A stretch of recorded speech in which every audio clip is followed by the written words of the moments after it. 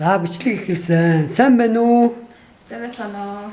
За манай бүтээл монголчуудын нэг Creative Gathering манай хамтрагчдын нэг Бисүүд брендийнхэн зочлон ирсэн байна. Бисүүд брендийн манай гутлын дизайнер Сайн Баян маань өнөөдөр та бүхэнд хэрэглэгчийн боловсролч нь мэдээлэл өгнө. Бэлнэ үү? Билээ. Баярлалаа. За сайн байна мэдүү энэ манай галерейд бол одоо танах болон нэг 4 ийм гутлын брэнд Монголын ийм арьсан гутал үйлдвэрлэлийн брэндүүд танилцуулагдж байгаа. Тэгээ ингээд бид нар ажиллаж байхад хүмүүс энэс өөр арьсмаар байхгүй юу гэж их асуудгийг. Тэгээ та бүхэн тэрэн дээр ер нь ямар хариулт өгөх вэ? Одоо ингээд тавигдсан байгаа гутлуудыг хүн ирж өмснөд миний арьсмаар байхгүй байна гэж асуугаад ирдэг л да. Чи ер нь тийм хүмүүст ямар хариулт өгөх вэ? За Creative Gathering болохоор бидний одоо Монголын үйлдвэрлэгч нарыг таниулахын зорилготой тийм галерей байгаа. Тийм учраас яг ийм худалдааны чанартай тийм одоо борлуулалт гэхээсээ илүү тэр хүмүүст одоо бидний үйл ажиллагааг бидний хийсэн бүтээсэн зүйлийг танилцуулах зорилготой учраас бас дэлгүүрийнхаа энэ галерейн нөхцөл байдал тааруулаад бид нар өөрсдийнхээ хийсэн загваруудыг зүгээр симпл маягаар одоо ингэж зүгээр ингээд үзэсгэлэн маягаар энэ дэлгэж бол харуулж байгаа. Тийм болохоор хэрвээ та бүхэн хэрвээ яг энд ирээд таалагдсан гутал байх юм бол одоо манай үйлдвэр ирээд өөрийнхөө одоо зөвхөн өөртөө зориулж өөрийнхөө хүлийн хэмжээнд тааруулаад тэгээд гутлаа захиалаад хийлгүүлэх боломжтой. Ер нь одоо гутал хийхэд үндсэн түүхийн материал бол одоо уул байгаа юм шиг байгаа. Одоо энэ жишээлбэл нөө танай зуны таавчгнуудын энэ улыг өнөөдөр ихэд хүн үүсэн улуу гэж асууж илэр дээ. Эсвэл ботинкны энэ уул нь эрзэнүүч гэдэг юм уу?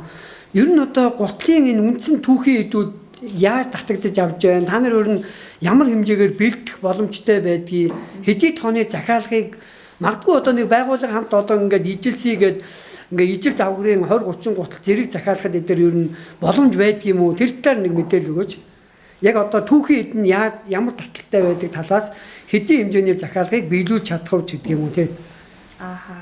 За яг Монголын зах зээл дээр гэх юм бол бид нэр материалаа за арьсыг бол монголчууд бол өөрсдөө үйлдвэрлэдэг байгаа. Тэгээ тэрнээс гадна импортын арьс Итали, Герман, Орос эдрээс бол импортын арьснууд бол орж ирдэг байгаа. Тэгээ бид нар бол тухайн загвартаа тухайн эхлээд загвараа гаргаад загвартаа тохирсон тийм материалуудыг ингэж олж одоо цоглуулж одоо хийдэг байгаа. Одоо арьсны хувьд бол одоо чанартай сайн арьс мөн уулны хувьд гэх юм бол Монголд бол уул үйлдвэрлэгч бол компани одоо бол байхгүй. Тийм учраас бидний бол хамгийн одоо авч болох тийм материал гэх юм бол Хятадаас бол уулнуудаа авдаг байгаа. Тэгэхээр түрүүнд яг чиний хэлснээр надад энэ загварын гутал таалагдж байна. Би энэс нэг тим арьсмаараар төдөн ширхэг хийлгье гэдэг энэ захиалгыг ер нь та нар яаж авбал их хэвтэйхэн байдаг вэ? Заавал үйлдвэр дээр гэдэг юм уу захиалга авдаг энэ төв дээр очих уу? Эсвэл онлайнаар байх уу? Та нар энэ талаар бас өөрсдийнхөө тийм одоогийн шийдлүүдийг хэлж өгөөч. Манай бисүүдийн хувьд болохоор ерөөдөө захиалгаар өмнө гутал хийдэг байгаа. Яг тэгэхээр хүний хөл гэдэг маань эрүүл мэндэд холбоотой хамгийн чухал одоо гутал гэдэг бол хамгийн бол бас хүн бас нэг талаар өөрийгөө эрүүл байлгахтай тийм бол чухал тийм мэдл учраас тухайн хүний хөлөнд нь тааруулаад онцлогт нь тааруулаад энэ захиалгаар хийдэг. Тэгэхээр та бүхэн хүн болгоны хөл өөр учраас онцлогтой учраас үйлдвэр дээр ирээд захиалга өгөх юм бол яг биедэн суусан хувцс гэдэг шиг бол тийм таарсан сайхан гутлыг бол хийж өгөх боломжтой. За захиалга гутал захиалъя гэж байгаа юм ер нь үйлдвэр дээр чинь очихдоо ямар шуган одоо бэлтгэл хангаж очих вэ? Жишээлбэл одоо би зүгээр инээ тэмтэгээр хэлчихээ хөлөө угаагаад очих хэрэгтэй юу гэдэг юм уу? Эсвэл одоо магадгүй тэр хүн иргэний үнэлэхтэйгээ мөнгө төгрөг хэдийг ч гэдгийг бэлдэж очих гэдэг юм уу? Энэ талаас нь зүгээр та бүхэнд тийм байнга одоо тохиолддог хилдэг зөвлөмж юу вэ нүү? Бүр тийм захиалга өгч нэг энгийн штэ. За яадаг вэ яг? Зүгээр та бүхэн одоо манай үйлдвэр дээр ирээд тэгээд хүссэн загвараа хэлээд дизайнеруудтай ярилцаад тэгээд одоо гутлын ямар хэлбэр сонгож чинь те хэлбэрээ загвараа материалаа тогтолцоод тэгээд өөрчлөлт мөнгө өгөөд тэгээд одоо хийж өгөх цаг хугацаагаа тавлаад тэгээд болоо их амархан байгаа. Их тийм хүндэрч одоо хүмүүс одоо захиалгаар хийлгүүлнэ гэхээр маш хүндээ бодоод хэцүү санагдаад байдаг. Тайрамч захиалгаар хийгдсэн их амар шүү. Захиалга ер нь дунджаар хэд хоногт байдгүй. Тэгээд урьдчилгаа ер нь хэдэн өв байдаг вэ? Захиалга гэх юм бол яхаа тухайн одоо улирлаас тэр ачааллаас ашиглаад янз бүр байна. Гэтэ ер нь бол дунджаар нэг 7-аас 10 хоног. Тийм үү. Тийм тэрнээс нааж үж болно. Яг тухайн үеийн тэр нөхцөлөөс ашиглаад нааж үж болно тийм. Ер нь тэгээд яг үнийн дүнгээс хамаарч өөрчлөлт төлдгөө эсвэл тогтмол өгдгөө? Ер нь бол янз бүр ярилцсан л та хүмүүс. Тийм үү. Тухайн үед байгаа материалуудаас сонголт хийх байх те. Гутлын одоо манайд ийм өнгөтэй арьс байна, ийм мул байна. Тэгээд одоо таны загвар чинь энэ арьс тохирно өдр гэж ингэж ярилцдаг байх тийм ээ. Тэгж ойлгож болох уу? Яг үйлдвэр дээр материал үзэж болно. Тэгээд тэрэ байхгүй тохиолдолд бид нэр одоо материалын дэлгүүрээс цуглуулад авах юм шиг. Зөв.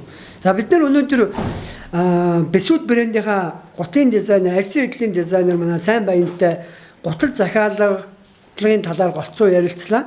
Ер нь одоо хамгийн сүүлд яг өөрийн чинь санаж байгаагаар ийм мартагдахгүй одоо гутал захиалгын түүх юу вэ? Тэр хүн үнэхээр яг тэр гутлаа бүрээсээ санаандаа тултал гоё ингээд захиалаад хийлгэж авч байсан ингээд хэлэх. Эсвэл та нар тийм онцгой захиалга одоо авч байсан тийм жишээ гоё хэлж өгөөч мэдв. Одоо яг санагдчихж байгаасаа мүү те мартагдахааргүй тийм гоё дурсамжаасаа.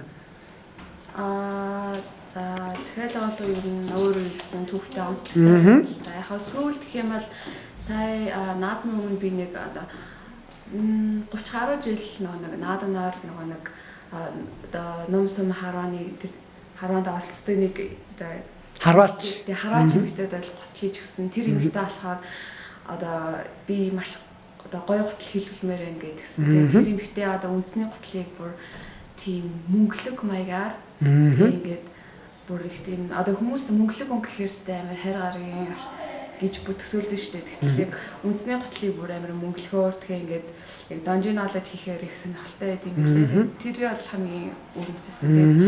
Тэр эмэгтэй яг тэр гутлаа өмсөө дээлээ ингээд өмсөө харуулхаад бүр үнэхээр наадмын тэр хүмүүсийн харааг бол үнэхээр бол булаажсан. Ер нь баярлаа. Захиалгын гутал бол одоо яг бидний саяны ярилцлагаас ойлгосноор бол хүний хөлний тэр онцлогт өргөн байна уу, бүдүүн шилвтэй байна уу ч гэдэг юм уу те. Эсвэл яг хэрэгцээ шаардлагад яг тохирсон ингээ гутал бэлэн болох юм байна. Бэлэн болсон гутлыг хүн хүлээж авсан өдрөөсөө тэр мөчөөс эхлэн ер нь нөгөө арчилгаан дээр юу их анхааруул дээр вэ? Сая одоо их бороо их орлоо. Би л арьсан гутлууд их нөгөө хатаж амжаагүй байж явах таа гэдэг юм уу дахиад нороод байх шиг санагдаад байсан. Чамд яг тэр талаар яг ийм цаг үеэртэйгээ холбоод одооний намрын уур амьсгал орчихсон байгаа үедээ холбоод арьсан гутлыг ажиллах талаар зөвлөгөө ингээд хүргэнэ үү? За гутлын арчилгааны тал дээр бол та бүхэн маань ер нь бол гутлаа бүр анхнаасаа сонгож авахаас эхлээл гутлын арчилгаа эдэр бол хамаарна л да. Юун төрөнд та бүхэн өөрийнхөө хөлөнд яг тохирсон гутал одоо авч байж тэр гутал чинь одоо илүү одоо эдлгээтэй урт удаан хугацаанд эдлэгдэн. Яагаад тэгэхээр хүний хөл таараагүй хит байруу хийсэн хит сул гутал өмснөөр бол эдлэгээн гэх юм уу их амархан бол эдлэгдэж мууддаг байгаа. Мөн та бүхэн дээрэс нь бол за зарим хүмүүс бол ингэж хэлдэг. За би одоо арьсан гутал өмссөн ч гэсэн ингээд айгу чиг татаад байдаг гэж тийчилдэг. Энэ болохоор юутай холбоотой вэ гэхээр та бүхэн гутлыг өмсөхдөө тухайн цаг агартайгаа тохируулж өмсөх хэрэгтэй. Гадаа маш халуун одоо бүгчим халуун байхад бив битөө одоо арьсан гутал гэж өмсөө явах тэр бүхэн чинь та бүхний одоо биеэс хөлөөс ялгарсан хөлий чинь одоо арьс одоо ингээд өөртөө шингээж аваад бас тэр чинь бас гадагшлуулах тийм цаг хугацаа хэрэгтэй. Тэгтэл тэрийг маш одоо олон цагаар өдөрт 8-10 цагаар ингээ өмсөд ирэхээр яалтчгүй арьс гэтээ чанартай арьсан гутал байлаа гэсэн бол чиг татдаг байгаа. Тэгэхээр та бүхэн одоо ер нь бол арьсыг бол хамгийн бат бөх өгөөд хөлөөс ялгарч байгаа тэр хөлсийг одоо хүмүүс тэр чиг гэж яриад байгаа нөгөөхтөө бол одоо та бол дунджаар нэг бол судалгаагаар бол нэг 5 цаг болоод өөртөө шингээгээд тэг өмсчөөд дараа нь тэр гутлыг хатаах хэрэгтэй гэж үздэг юм байна л да. Литрийн гутлаа бол нэг цаг 30 минутаас 2 цаг л болтой. Тэгээ ер нь бол тийм болохоор та бүхэн маань гутлыг цаг агартайгаа тохируулж өмсөх хэрэгтэй. Мөн түүнчлэн гутлын арчилгаа тал дээр гэх юм бол гутлын тос сонголтын дээр та бүхэн бас айгу сайн одоо бодолцож хангах хэрэгтэй. Жишээлбэл ер нь бол Герман, Италийн тэр гутал салооны тийм сайн чанарын тосыг хэрэглэснээр тэр тос гэдэг зүйл маань болохоор хүний арьсан дэх тэр арьс бол өөрөө гэсэн бас дотроо нөгөө нэг хуугар одоо одоо цаас шиг те хуурч хатахгүй бол өөрөнгө гэсэн тослогтой байдаг. Тэгэхээр тэр тослог тэр уян хатан чанарыг хадгалахын тулд тэр сайн чанарын тосыг аваад өдөр тутамдаа ингээд тослох нь бол хамгийн сайн байгаа. Бас мөн өөр нэг анхаарах хэрэгтэй гэх юм бол одоо та бүхэн бас хүн болгонд гутлаа бол насаа харчилдаг. Гэхдээ бас тоостой гутал маань яадаг вэ гэхээр гутал одоо арьсан гутал тоос нь ингээд харагдсанаар тэр тоос шорон болохоор тэр арьсан доторх тэр нөгөө нэг тослог тэр уян хатан чигшлийг бол ингээд үгүй хийж одоо багасгаж одоо ингээд гутлын одоо чанарыг бол муутгадаг байх нэ. Тэгэхээр та бүхэн маань гутлаа тооссон даруйд нь л насаа ингээд яагаад хартай арчаад таслаад ингээд цэвэрлээд хартай. Ястай их баярлалаа. Би ч гэсэн сая хэлэнгүүчл гутлаа таслахаа марчжээ гэж бодлоо энэ баг. За их баярлалаа, сайн байна. Ер нь сая үнээр гуталтай холбоотой их маш сайхан зөвлөгөөнүүдийг манай энэ Creative Gallery пэйжийн одоо үзэгч мөн одоо хэрэглэгч монголчуудаа хүргэж чадсанд их баярлалаа.